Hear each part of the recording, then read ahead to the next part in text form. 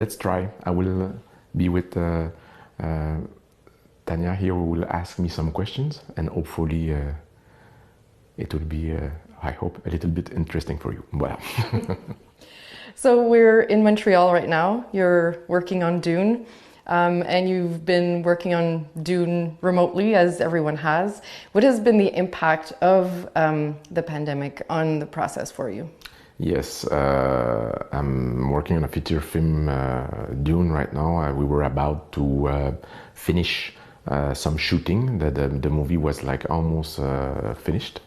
And as I was like, Dune is the feature film I'm working on right now has been made in a unusual way, which means that we made the main shooting, and then I edited that part of the movie, and I was planning to go back to shoot some elements later because I wanted to readjust the movie with.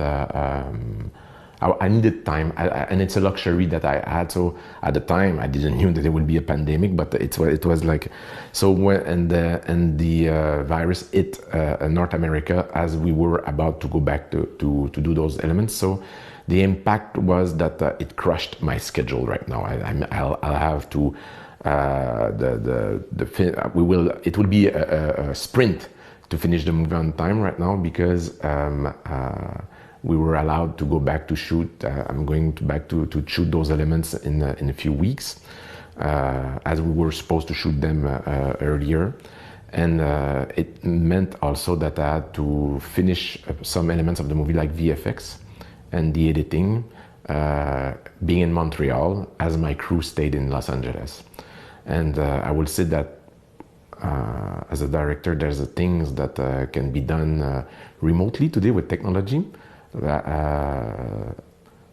VFX, all the supervision of VFX with some equipment is kind of easy to do from afar, that I felt comfortable to do. But editing, for me, the big lesson of this is that I thought that it would be possible to edit at distance, having my editor sharing both with computers being afar from one to the other, but I realize how much editing is. It's like playing music with someone, and you need to be in the same room. I mean, there's something about the interaction, human interaction, the spontaneity. The energy in the room. I really missed not being in the same room with my editor right now. But I'm saying, as an artist, to edit my movie, not being in the same room as my editor is very, very painful. And I will maybe one of the reasons is that the editor is someone, the editor editing the movie is also a psychiatrist. I mean, he's the one who's dealing with my anxiety and my panic attack and my fears. And receive my joys, and it's like, just I think that it's in the future, if ever something like that happen again, definitely I will make sure that my editor is close to me. Yeah, editing is a very important part of the filmmaking process for me, maybe the most important. It's at a time where you rewrite the movie in some ways, meaning that when you make a movie, you have, of course, the screenplay, the shooting, and the editing. Each of them, you improve the story, but with editing, there's something about the fact that you have all the alphabet in front of you, all the words are defined, you have all the images, and you don't have to fight against sunlight or against winds or about an actor's headache. It's like there, okay, you have all the elements.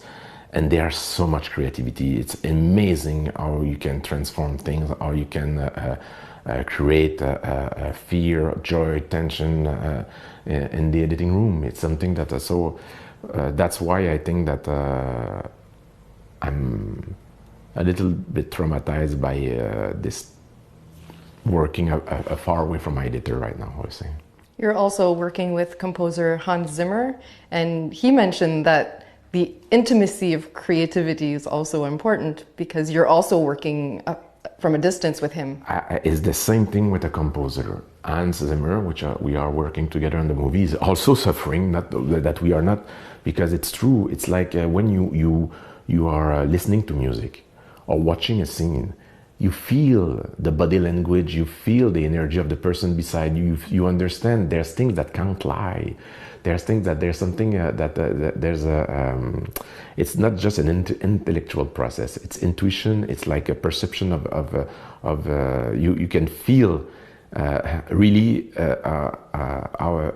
the movie, the impact of the movie or the impact of the music when you are in the same room. That's why it's so important for me when the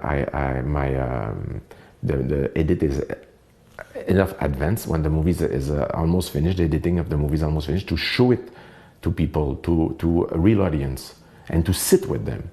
It's you learn so much doing this. That doesn't lie. You see the strength, you see the power of the movie, you also see the weaknesses. And you have to be humble, and it's very painful for the ego, but you have to go through this process. It tells you a lot of things, and you cannot do that remotely. But what has worked well remotely are visual effects.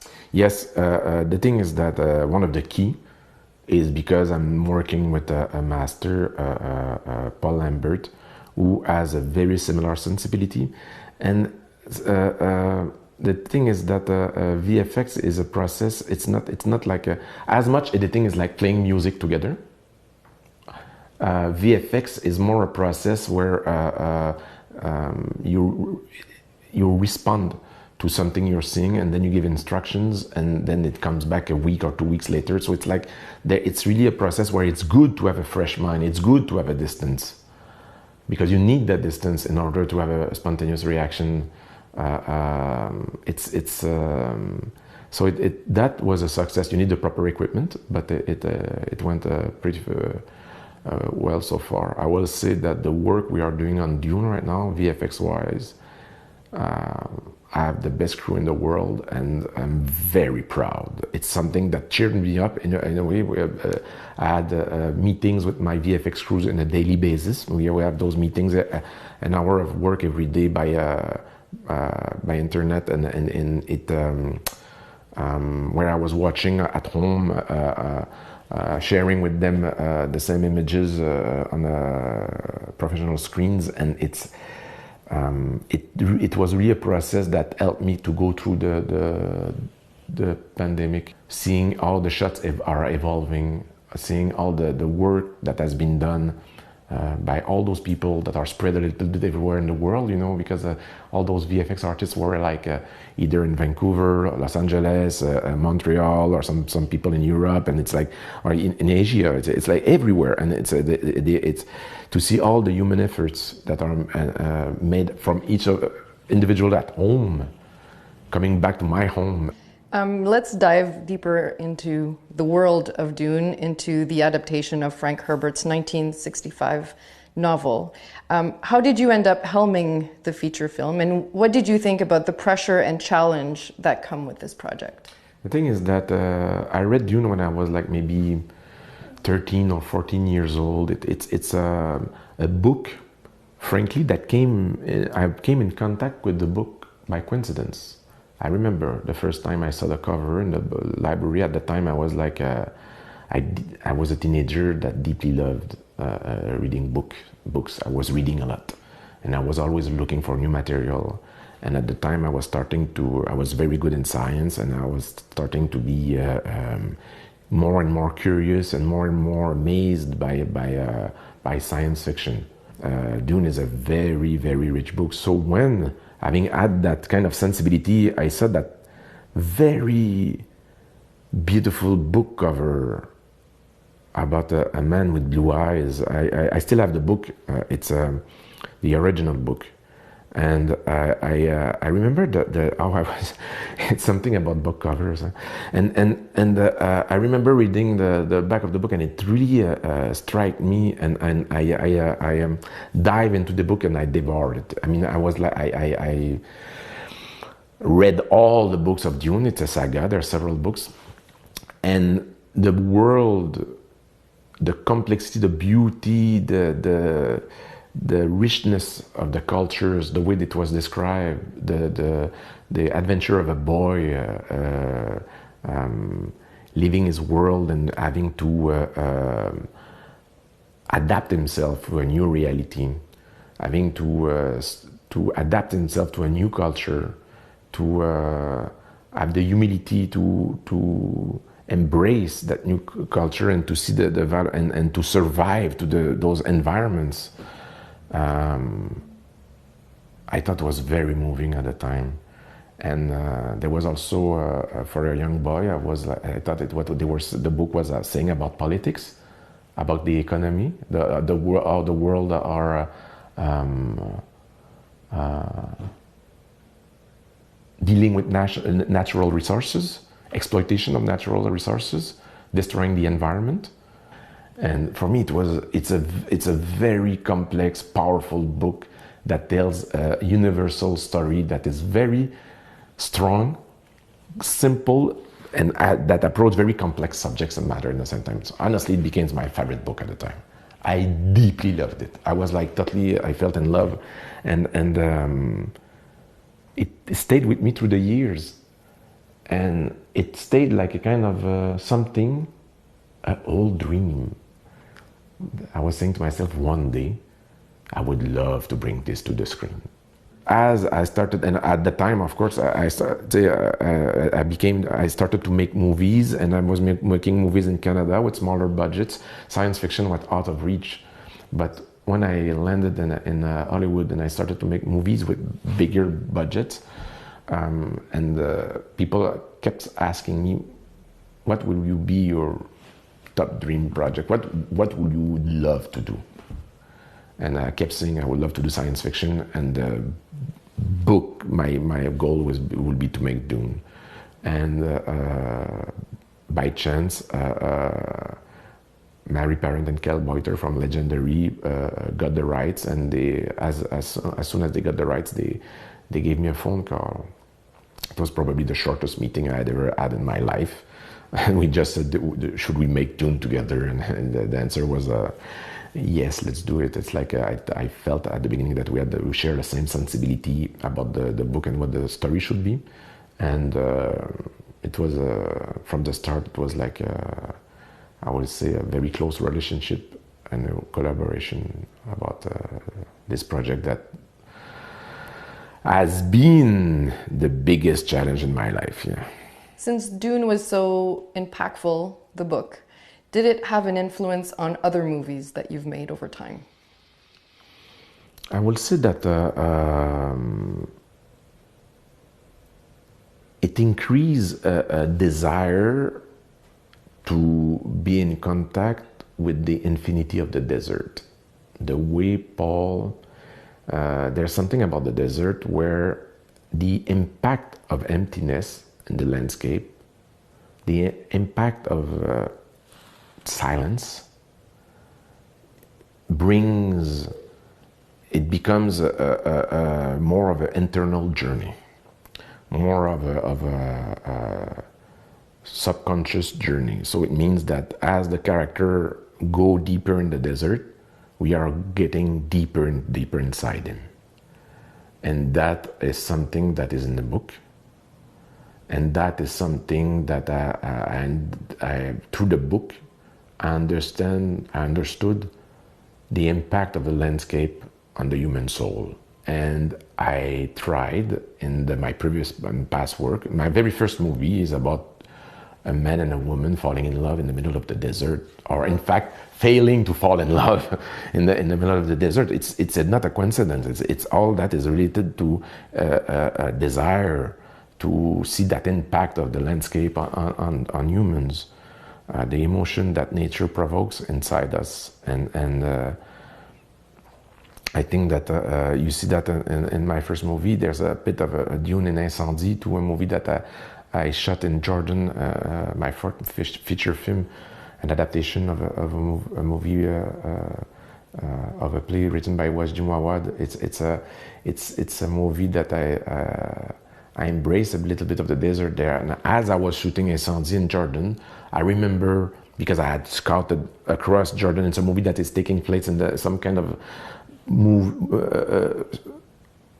strange country in the Middle East. It's a country that doesn't exist, but try to represent what has been Lebanon at a certain period of its history without naming it. So I'm all saying this. I've been through all Jordan. I discovered all Jordan, and as I was seeing the desert over there, I remember saying to myself, "It's not good for Incendies, but it would be insanely beautiful for Dune." And one day, if ever I do Dune, I will come back here, and I did. So Dune has been present in some ways in my work since a long time. Let's talk about the process of casting and working with actors. How do you go about the process of casting, the particular quality you look for in an actor, and if you could use Dune as an example, but also other movies you've made? Casting is very, very difficult, very stressful for me. It's a moment where you will, and very exciting at the same time. It's because there's a lot of tension because you need to incarnate a character that will bring the words and the life to a character. More important that, in a way, you need to find muses. You need to find people that will trigger ideas inside you, people that will trigger your creativity, and it's so it's like it's not an easy process. For Dune, it was it was a long process, but very interesting, because what I deeply love is that most of my first choices were available and agreed to jump in the project because of the nature of the project, because of Dune. You know, it's a saga that is a kind of legend, and people were, so it was not difficult to convince people to get on board. Timothée Chalamet was my first choice at the beginning. There was just one Paul Atreides on earth right now for me, and there was one name on the list, and I met Timothée, and we both agreed spontaneously that we will work together. It was not difficult to convince Timothée. I choose Timothée for several reasons. First of all, he's a phenomenal actor. He's someone that has a lot of depth, someone that is very mature for his age, because Paul Atreides is a whole soul in a young body, and I need it. Timothée has that. First of all, he looks much younger than he is.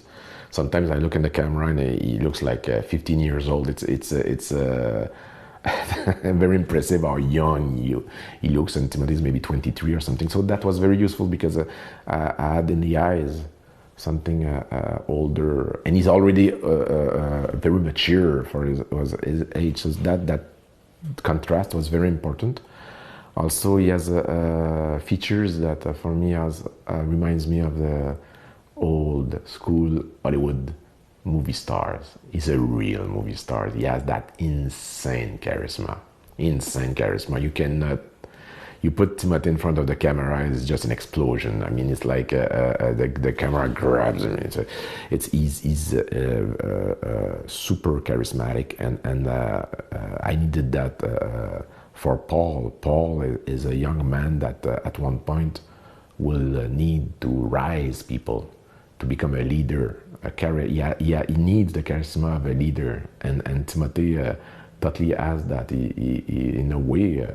I don't know if maybe he knows it. He's a rock star, and I needed that kind of a charisma, and I needed someone that will be able also to portray the different layers of Paul. Now I could go through the whole cast, but it would take 3 hours, because there's like I had the chance in this project to work with phenomenal actors that were all casted for very specific reason, like Jason Momoa. I will try to go very quickly, but Jason was someone that I chose for his bohemian relationship with adventure and his elegance on screen, and at the same time his a fantastic smile, where we see that insane charisma on the camera, and the way he's like a ballet dancer when he fights. So he portrayed one of the best fighter in the galaxy. So I needed that kind of knighthood kind of elegance and bravado, and at the same time sense of humor. So Jason was a perfect hero for the chance to work with Josh Brolin, who is an actor I've worked with in the past. And I don't know why I'm starting to. It will be very long. So I work with Josh Brolin. I wanted to work with Josh Brolin again, since I'm an actor I love is a poet, and he plays a Gurren Halleck, who is a poet fighter, and I knew that, and a crunchy poet. And Josh, as soon as he's on screen, you love him, and even if his character will be grungy, will be a bit raw, there's something I needed that we understand that he's Paul's best friend, and I needed that kind of charisma too, and is an actor that I want to work again and again, because he's just a phenomenal actor. I wanted to work with Oscar Isaac since a long time. Oscar fits totally the description of the Duke Leto, and is someone that has, again, one of the best actor working today. So it was for me, and I was looking forward to have the chance to work with Oscar, and he agreed to do the Duke. Then there's like Stephen Anderson, who plays a human computer. Okay, in Dune, there's no more computers. The humans are decided to put the machines aside and instead work on their brains, which I think we should do. And the thing is that Stephen, I wanted an actor that will have a lot of intelligence in the eyes, and at the same time will be like a teddy bear. I wanted the spontaneity that we love Stephen, that we want to hug him when we see him on screen. Then I had an actress that I chose spontaneously right away after Timothée, I would say, is Rebecca Ferguson, for many reasons. Rebecca, again, is a great artist, but I needed her to, I needed an actress that will be able to portray the different layers, very complex character to play Lady Jessica. So I had the Charlotte Rampling, who was an actress I wanted to work with in a long time, which is a legend for me. Stellan Skarsgård, that I'm afraid of since the past 25 years, that is one of my favorite actors too. David Dasmashian, that's an old friend of mine. I want David to be part of all my movies because I just deeply love him and the way he creates characters. And Dave Bautista, same thing. I work with Dave on Blade Runner 2049, and I didn't thought of anybody else to play Raban the Beast, who's Dave is the sweetest human on earth, but he's so frightening.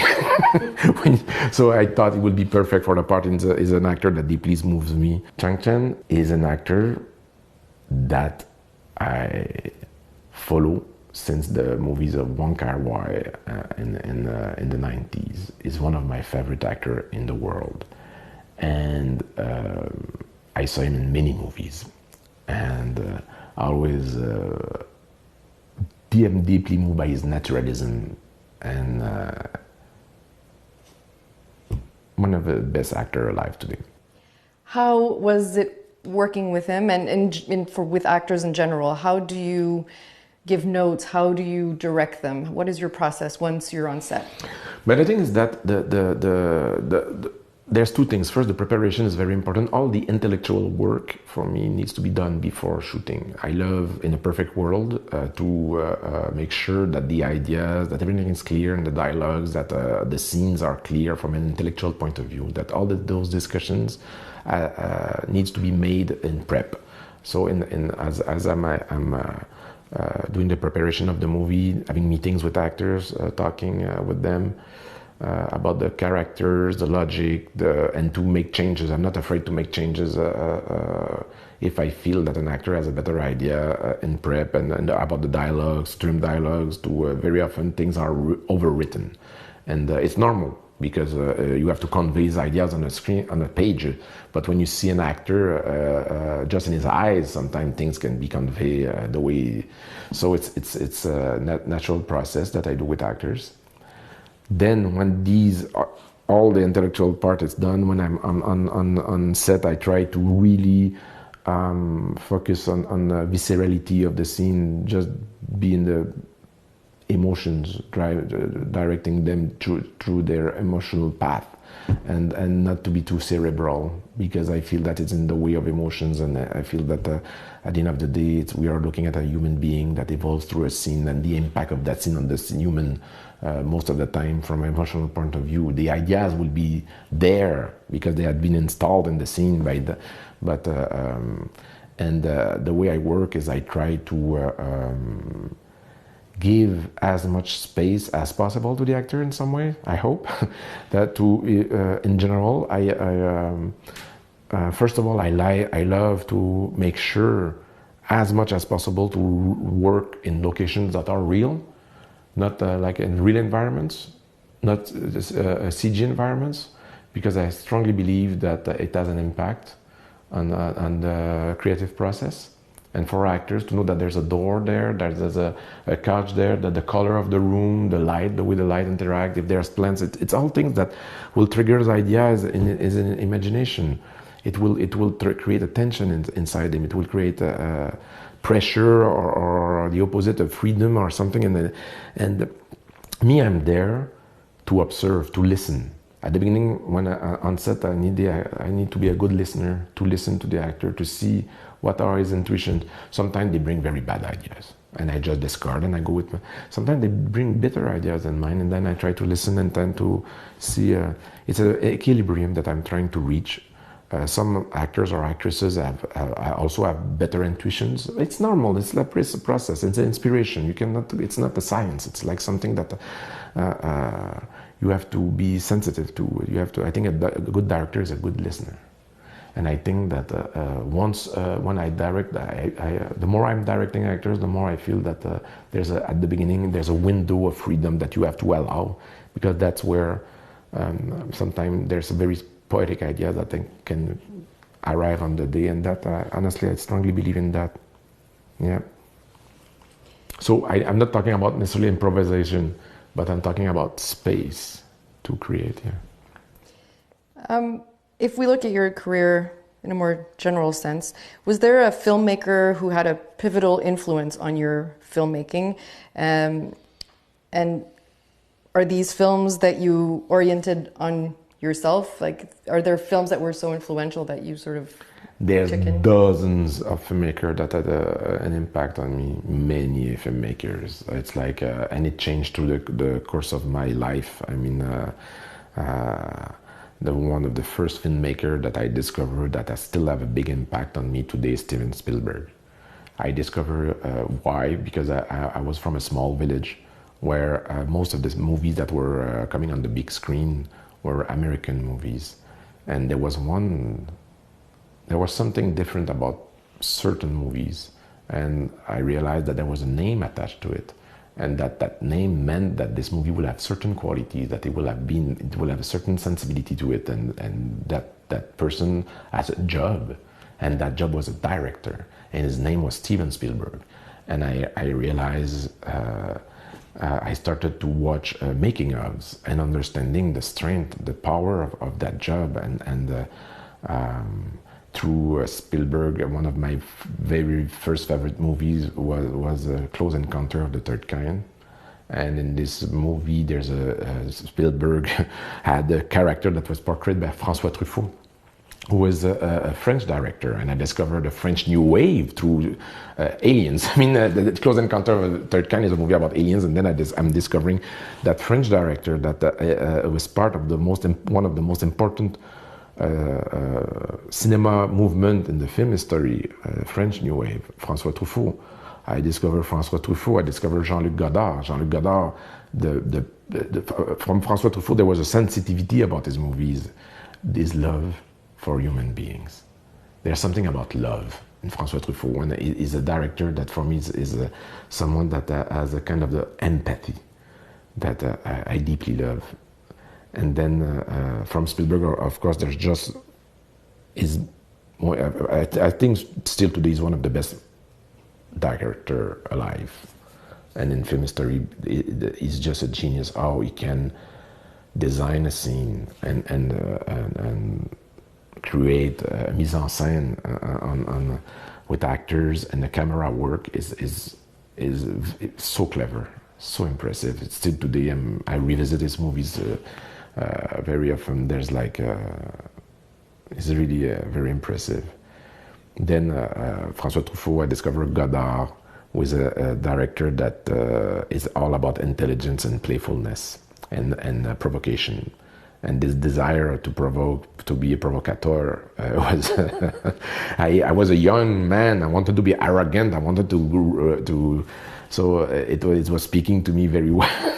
Then later, so I discovered directors like that through time, you know, but I will say that the two other directors that were massive influence on me were Stanley Kubrick, for obvious reasons. When I was discovering cinema, a level of precision, purity, and a balance between emotions and intelligence. The cinematic poetry of Kubrick is by far somewhere in the sky. And Ingmar Bergman. Bergman for me was a massive aesthetic shock. Bergman for the way he was able to approach human soul, the way he was able to get deep inside the conscious of humans, and to do his honesty about humanity. I think Bergman is and then there's tons of others. So I'm not talking about Ridley Scott, who for me Blade Runner was a massive aesthetic shock, and I think that in French we said plasticien, a plastician, someone that is able to create a visual world. I think Ridley Scott is probably the best, with Kubrick stand somewhere in another galaxy. For me, it's really very strong. And then there's tons of contemporary guys that I deeply admire right now. And I'm not talking about other French directors, like Jacques Audiard is one of my favorite directors working today. Yorgos Lanthimos, Christopher Nolan, I think is someone that is out of reach, is someone that I feel is able to do things that very few directors are able to do, to work on a level of size of projects that are and being able to keep his identity alive, and that I feel is a very, I'm probably the biggest Christopher Nolan fan on the planet right now. Tons of directors. But there's one director that I will say that when I'm taking a camera, is always with me. Two directors, in fact. Their name is Pierre Perrault and Michel Brault. They are French-Canadian from Quebec, the directors, documentary directors. Pierre Perrault and Michel Brault made documentaries in the 60s and the 70s in Quebec that had a deep, profound impact on me. People who see their movies say that it has nothing to do with what I'm doing. It's true, I'm very far away from them, but still today, I feel humility in a relationship with nature, a will to embrace nature and to try to bring poetry out of it, and just there's a sensibility in their movie that I keep trying to stay in touch with, that still today I'm working in Hollywood, and I will say that Pierre and Michel are still very close to me when I work, even if I will know that they will hate what I'm saying right now, because they didn't like Hollywood movies at all. They hate Hollywood, and I know that they I don't think they will like my movies, but I deeply love them, and they had a major influence on me. Do you remember the first time you had an image in your mind of a film that you wanted to make? the birth of cinema in your mind? Yes, but before saying that, very often people are asking me which are the filmmakers that had the most a lot of impact on me, and I always forget the real answer, because cinematographers have a massive impact on me. And I will name two that had André Turpin is a young, at the time, a young cinematographer that I started to make movies with André, and I remember that his level of precision and the way he approached reality had a huge impact on me, and Roger Deakins. So when I talk about filmmakers as directors, I need to talk also about Roger Deakins, because Deakins is an artist that is really well known for the way he's a master of light. But for me, it's more than that. Yes, he's the best with light and camera, but he's also an insane storyteller. And I made 3 feature films with Roger Deakins, and sometimes people are asking me why, not why, but what. It's pure ego, narcissistic pleasure. I just deeply love with Roger because every single shot is a cinema lesson for me. We share, strangely, similar sensibility. I say strangely because for me he's a master, he's like a kind of a god, and I still think like that. Even if he's a close friend, I still deeply admire him. And but we have something similar about the way we apprehend, the way we approach reality. And so it's very easygoing process between us to do the camera work and to approach lighting and things. But at the same time, I'm working with a master, so I had the deep pleasure of being at school, learning, and that's why I hope I will have the chance to work with him again, because I feel that I have so much things to learn about cinema, and I'm working with Roger is massive, biggest privilege I had in my life. And actually, Roger Deakins said, Denis makes the kind of films that drew me into filmmaking in the first place when I was a kid. So there is sort of, in that relationship feeds both of you, it seems. How has that collaboration changed over time from one movie to the next? Has there been a progression? Definitely. I will say the truth. When I did my first feature film with Roger, I had to, honestly, to kill the fan inside me. I had to just embrace the idea that I will be his director and I will have to direct Roger Deakins. It's something that I had to... the first days were really awkward. I know it sounds, but I'm not easily impressed in life. But there's some directors that I'm shy in front of them, and I was a bit too much impressed by Roger, and I had to. And from that work, from that first movie, we became close friends, and after that the process was easier. Roger is someone that is very exigeant, demanding, thank you, and for other people and for himself, he has to be Roger Deakins every single shot. Every shot for him needs to be like a tableau, it needs to be perfect. It needs to be perfect, and that's a pressure. And that pressure sometimes is something that can be difficult on himself and on his temper. And I was impressed by sometimes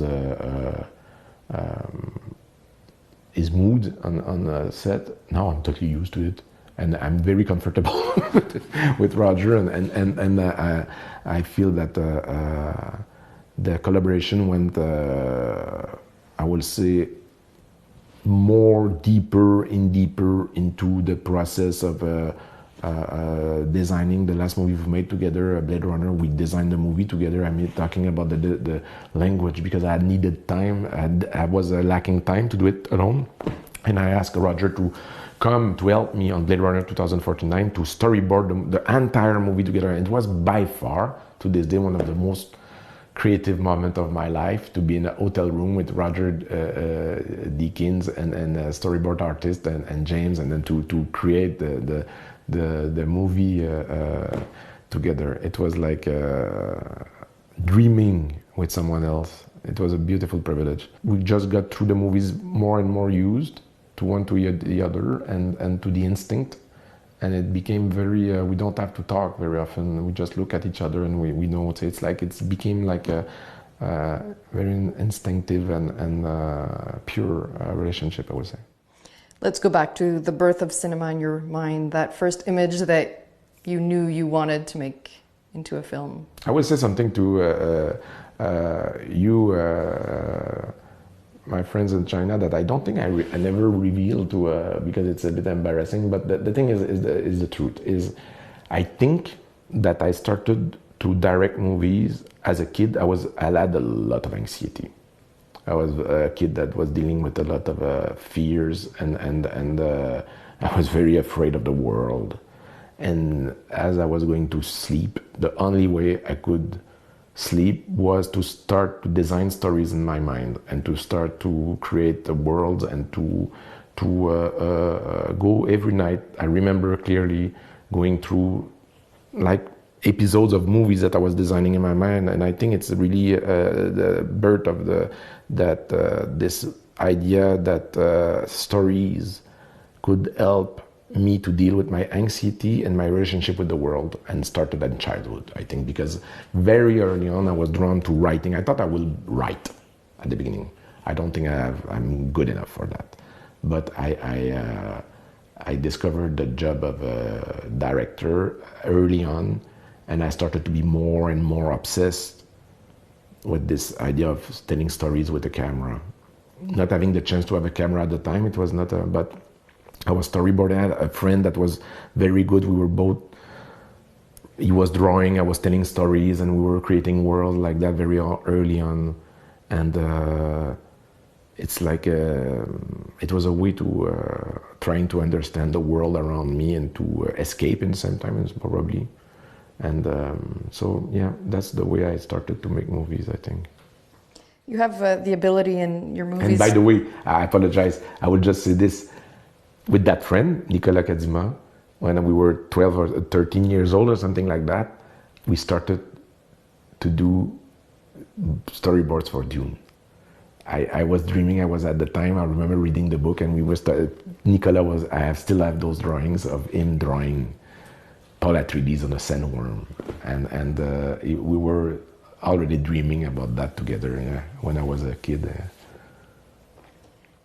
You, as I was saying, have the ability in your movies to create suspense in orchestrating the feeling of uncertainty and ambiguity in the audience's mind.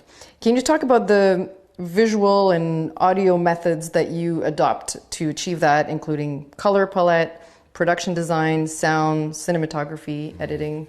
The thing is that about tension, it's sometimes when people ask this question to me, and I always feel that it's very intuitive, and the answer is always a little bit boring, but I will try to be a bit more generous this time.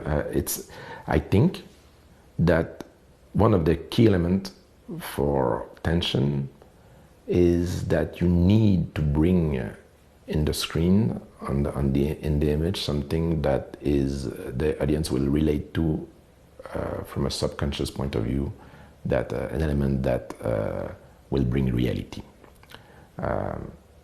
Can be light, can be a plant, it can be something that will make the shots feel that, like in a dream, there's something real there. And light is very strong for that. That's why I'm a strong believer in trying to bring as much to, that's why I love Roger so much, is that this idea of bringing as much nature in front of the camera as possible, so your brain feels that's what you're about to see could be real. Then you need to induce in the audience mind that there's something that they don't see that is there, and that thing you desire or you're afraid of, but you have to bring in some ways. It can be some clues, sound, or pressure with the camera movement, that there's something there that is about to happen or not. And then, like a pot on the stove, you will open and you will wait for the water to boil. And there will be a moment where the water will be hot enough and will boil that you have to cut because that's where the tension has maximum point. And so for me, it's about a relationship with nature, time, of course, and the ability to create tension to something that is not there. It's really like the poetic aspect of tension is coming from the absence of something. And I think, again, that the best music to express tension, by far, is silence. And that, I think that when you can achieve that, it's very frightening. At the end of your first feature film, Un Tendu sur Terre, which was from 1998, the protagonist boards a flight from Quebec to the US, which today seems like a mirror of your filmmaking career because you started in Quebec and then went on to make American movies. How has your approach to filmmaking changed, or has it changed over time because you have started making these American movies? Totally. I think that first of all, at the beginning, I was more someone that was focused on the camera work. I was like trying to control things too much. I was really like trying to, first of all, my first movie, I was very arrogant, trying to express myself, to exist, to create an identity, which after 2 movies I really totally failed. And I decided that I will take things from the other way around and try to not exist, but to communicate something in a way that I will try to be more humble in relationship with the subject matter, and just to be there for the story instead of the story being there for me. I don't want to say that otherwise, and just to put my ego in the right place and just make cinema for the love of cinema and not for trying to exist myself. That was the biggest change. I will say also that my relationship with actor changed a lot. The more I work with actors, at the beginning I was terrorized. I think a lot of directors starting to work with actors, sometimes it's normal. It's a very strange species. It's very the more I work with actors, the more I became comfortable, and the more I became a better director. Became trying to listen more and to became more in control with what I'm doing by embracing the idea that I don't have already the answer, and to be able. I think I'm not bad now to be able to be comfortable not knowing the answers. As a director, you have to answer to hundreds of questions, and I feel now that I can